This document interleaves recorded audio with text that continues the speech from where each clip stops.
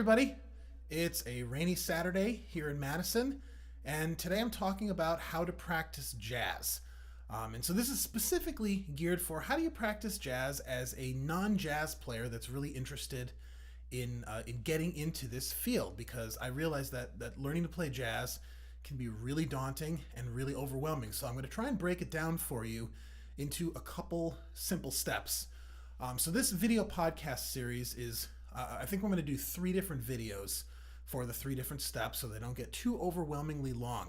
And I'm excited here. I'm trying out some new gear. I've got a fantastic new microphone that Mirari's been using to record on the road, and it sounds really great with solo trumpet.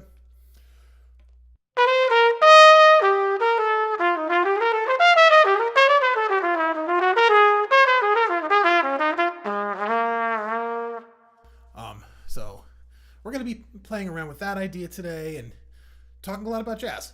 Okay, so learning jazz is a little bit like learning a language. And when you're learning to speak a new language, there's a couple different things that you need to do along the way. Number one, and the most basic, is just learning vocabulary. And so today we're going to talk all about learning vocabulary words. The next thing is learning grammar, learning how to string those words together in sentences and phrases and paragraphs. And in the next video podcast, we'll talk about how to work on grammar. And then the final one, it'll be a little bit shorter, but we'll be talking about how to learn dialect. In other words, how to learn how to sound like a jazz player. And I strongly believe that if you do all of these 3 things within your practice day and really kind of working on each of them every day, you're going to put yourself on the best possible path to becoming a jazz player. So I recommend, I don't think that you can do this in less than a half an hour a day of dedicated jazz practice, and even that might be pushing it a little bit. Really, if you want to be serious about this, you're thinking about 45 minutes to an hour or more of jazz practice a day, but let's just assume that you're going to put in about 45 minutes. So within that 45 minutes of practice, we're going to break it down 3 different ways. 15 minutes learning vocabulary, 15 minutes learning grammar, 15 minutes learning to speak like a native, which essentially is going to be transcription and listening. So today we're going to talk all about learning the vocabulary of jazz. And what I'm going to try to do is I'm going to throw a whole bunch of exercises at you. It's the beginning of the summer, and this might be a perfect time to overwhelm you with the amount of possibilities that you can work on. Remember, you're only working on this for 15 minutes a day, so you do what you can, and then you move on the next day. And so the idea is not to become perfect in one practice session, but to cover a lot of different material over a long period of time. So we start with scales, of course, because that's really the fundamental building block, the fundamental vocabulary word. It's like learning colors and days of the week and numbers if you were actually learning a language. So we're going to start with our scales, and I'm just going to give you a whole bunch of different scales that I think it's important for the jazz musician to learn. Obviously, if you don't know all of your major scales, start with majors, right? And as you're doing these, you can do these in a couple different ways. You can practice them straight. You can use it to work on your swing.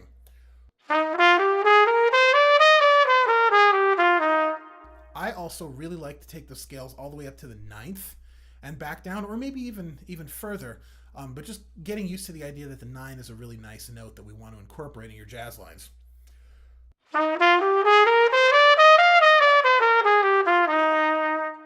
All right, so you learn all 12 of your major scales. After major scales, I'm just going to rattle off a big list.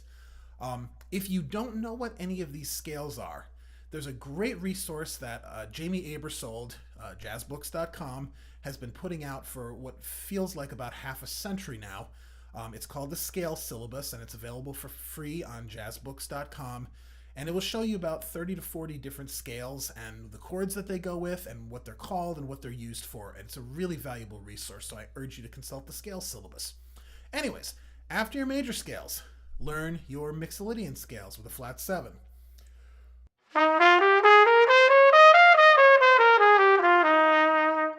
And after that, learn your Dorian scales with a flat 3rd and a flat 7.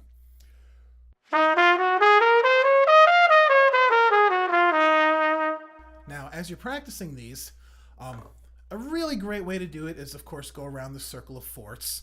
Circle of fourths is a very natural sounding jazz progression, and it's used all the time. So I'll do most things around the circle of fourths today, but you don't always have to work on it around the circle of fourths. You can practice your scales chromatically up, chromatically down, in whole steps up and whole steps down, in minor thirds, in major thirds, or even random. And if you want a fun app for that, there's an app called Random Key. It's free and it does exactly what it sounds like it does. You hit the screen, it gives you a random key. It's a great way to practice your scales. Okay, so after you've learned majors, mixolydians, and Dorians, give you a couple other really useful scales that you should learn. Lydian scales with a raised 4 or raised 11th would be really useful.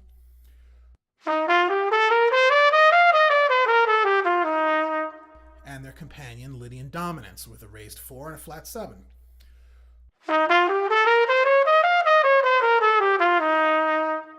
Another scale of great use is the melodic minor scale. And in the case for practicing jazz, when we play our jazz melodic minors, it's the same ascending and descending. So it's basically just a major scale with a flat third.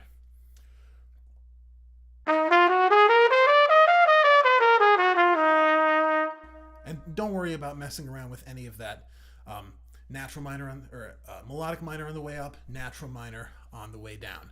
So melodic minors are tremendously useful. After you've learned all of those basic scales, there are a couple other really fairly useful ones that you could get into. You could get into things like Locrian scales, which is the 7th mode. You can think about Locrian scales as a major scale with a flat 2, flat 3, flat 5, flat 6, and flat 7, although I don't really recommend it. This one, I'm going to play my F Locrian. It's a lot easier to think about it as G flat major starting on F.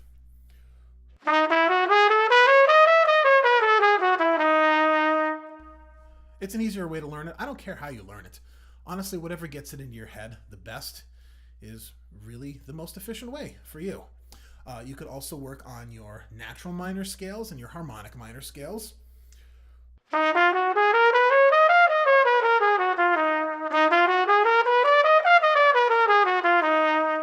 Also fairly useful. And if you finish all of that kind of stuff, you can learn your diminished scales. Diminished scales are created by alternating half steps and whole steps. So the one that starts with a half step,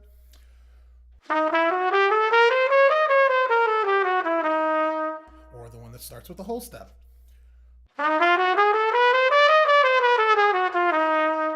They're similar, but used for different purposes.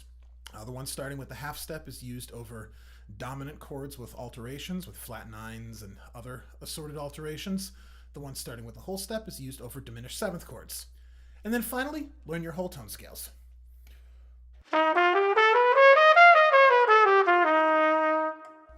And that will give you a ton of scales to practice. Again, once you get bored with learning them ascending, learn your scales descending.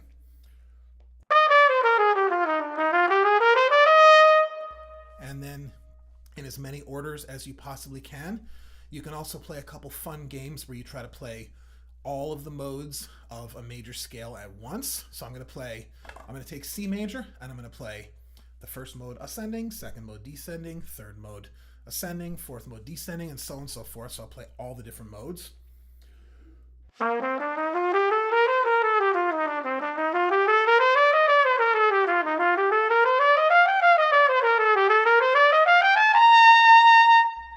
So there's all the modes of the C major scale, and you can get good at that and do it really fast. Another thing you can do is you can play scales the entire length of your instrument. That's really useful for especially not just trumpet players, but instruments that have a wider natural range, but even for trumpet players. Make sure you're playing down into the low register and up into the upper register.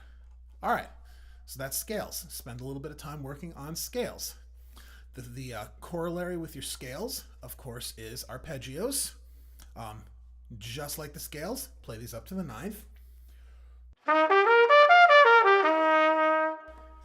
And I encourage you to play major arpeggios, dominant arpeggios,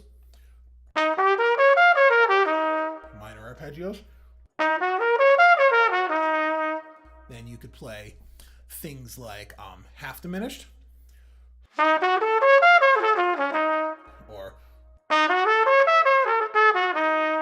that's a little tricky.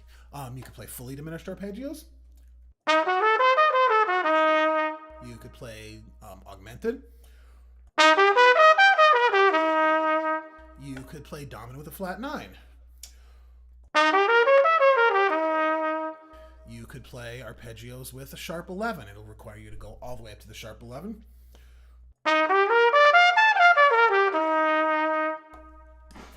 So we've got a whole variety of different arpeggios, and just like the scales, play them circle of fourths, chromatically up, chromatically down, whole steps up, whole steps down, minor thirds up, minor thirds down, major thirds up, major thirds down, and random. The other thing you can do with your arpeggios is start them on different notes other than 1. So you can practice starting 7 and coming back down.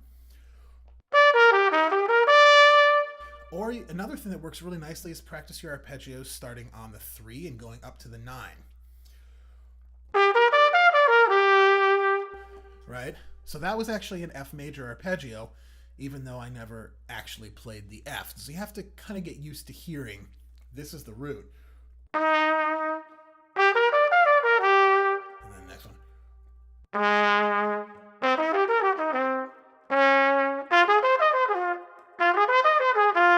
If you need to, you can always plunk these notes on a piano and do things like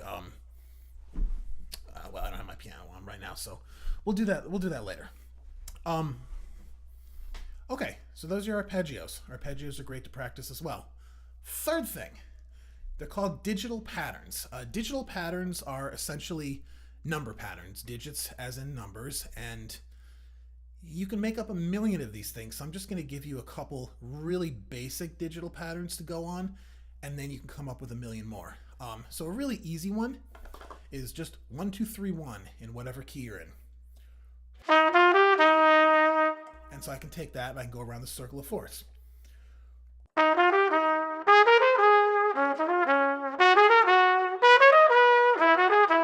And so on and so forth. I can also play it in minor.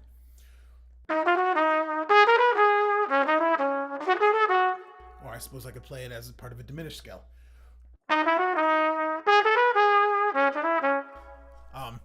And that's a really simple pattern. Again, use all of these different orders for how you play this. Another really common digital pattern is 1, 2, 3, 5. You'll hear jazz players throughout the ages play 1, 2, 3, 5.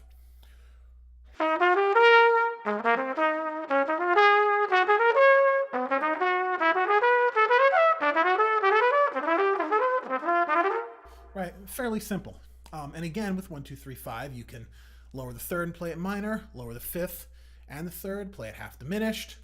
Then you can start messing around with the order and playing it backwards or sideways. In other words, if you take the notes 1, 2, 3, and 5, just those numbers, and you scramble the order, you can make 24 different patterns just using the notes 1, 2, 3, 5. So to show you what some of that sounds like.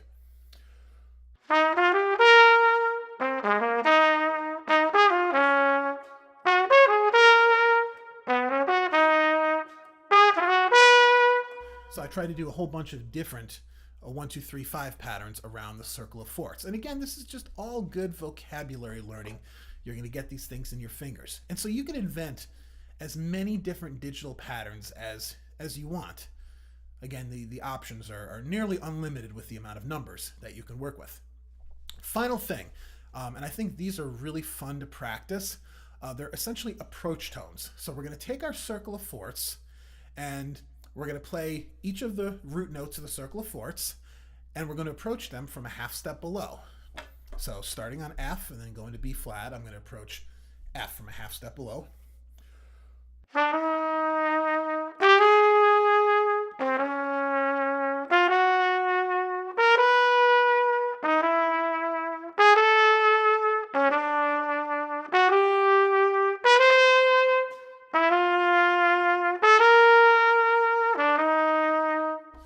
And then we'll do the same thing, half step above.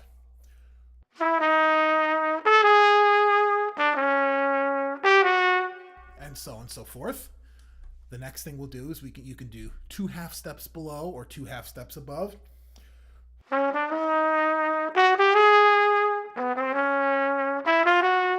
2 half steps above.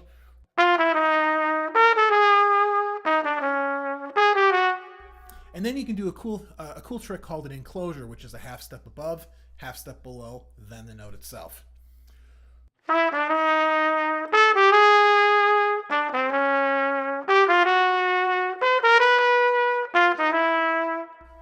And those sound great, and they're really useful. This is doing 2 things for you. It's giving you some really cool chromatic language to play, and it's also training you how to approach a target note.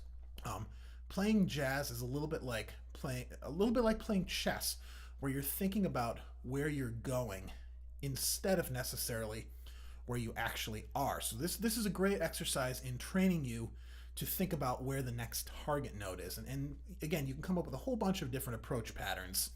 2 half steps below and 1 above. And that's actually a pretty hip sound. Finally, the cool thing with approach tones is you can then apply them to all of the other technical patterns that you're playing. So take our 1, 2, 3, 5. Now I'm going to do an enclosure before I play that.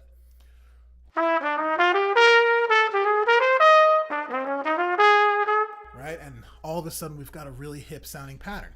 So I just enclosed the root. I could also enclose other notes. I could enclose the third. Or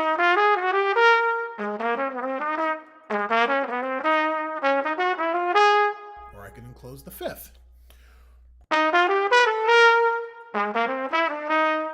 Or I can enclose multiple notes. That time I enclose the root, the third, and the fifth. And now I'm starting to end up with a very hip jazz pattern. So you can apply all of those ideas to your scales, to your arpeggios, to your digital patterns. Okay, is that enough to practice? It's way too much to practice, right? Think about this like a summer's worth of practicing. And so the best way to do this is to bite off just little bits at a time. Try not to think about the sum total of all of the different vocabulary things that you actually need to practice, because it's overwhelming. It's completely overwhelming. All you're trying to do is just think about, how do I practice a certain number of these things every day? You could do it where, like, I'm going to spend the entire day playing in the key of F and do as many exercises in F as I can, and then tomorrow I'll play an F sharp. Or you could also say, you know, today I'm going to do my major arpeggios, my dominant, my Mixolydian scales, then I'm going to play my minor digital patterns, and then I'll apply approach tone things to all of these. And you're just trying to fill up 15 minutes or 1/3 of your jazz practice time. Make sense? All right. So the next in this series, we'll be talking about grammar and how to actually apply this stuff to tunes. Happy practicing.